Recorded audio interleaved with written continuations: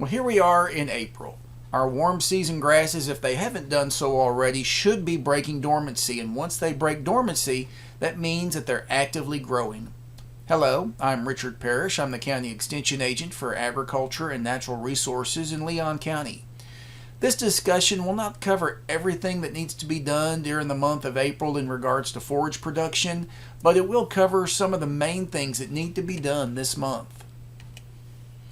If you still have some cool season winter pastures, concentrate your cattle on the smaller pastures and harvest some of that excess winter forage for hay as needed. Winter forages make excellent high quality hay when harvested as they begin to boot or as they begin to go to seed. Once you have harvested hay from those winter pastures, rotate your cattle onto those fields to clean up any leftover forages that might remain on those winter pastures. Usually, spring is a wet season, and we hope to have a wet spring this year. Let's knock on wood. To protect the quality of your hay, store your hay on higher ground and under cover if possible. The more you can do to protect your hay, the longer the quality of that hay will last. You will want to continue feeding hay in order to slow down the green grass that's passing through the cattle.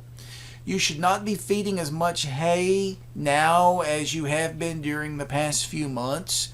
Feeding hay will allow the green grass to be better digested, and you'll get a better nutrient return on the grass that's being consumed by those cattle.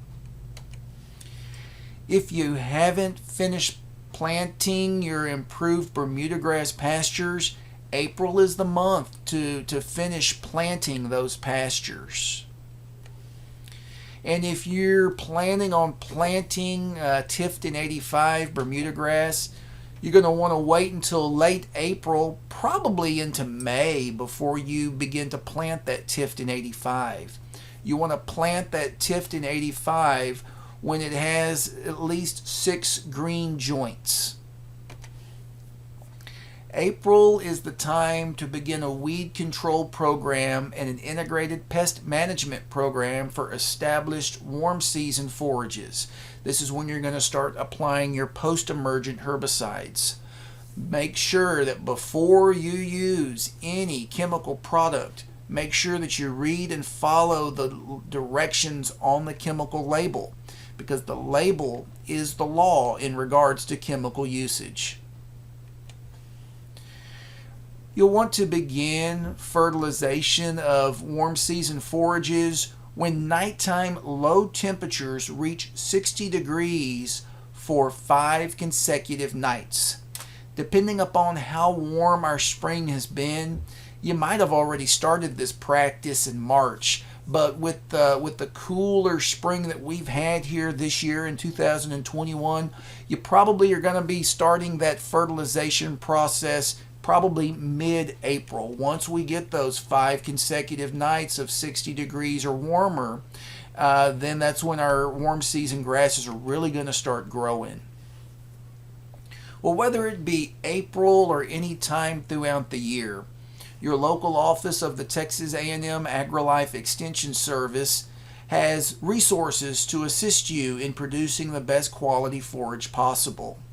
Another excellent resource is the Forage Facts website, maintained by our extension forage specialist based out of Overton.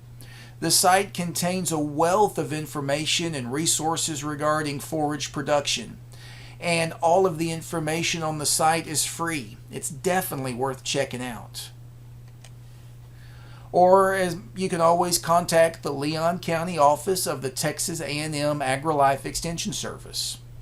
So until next month, have a productive April.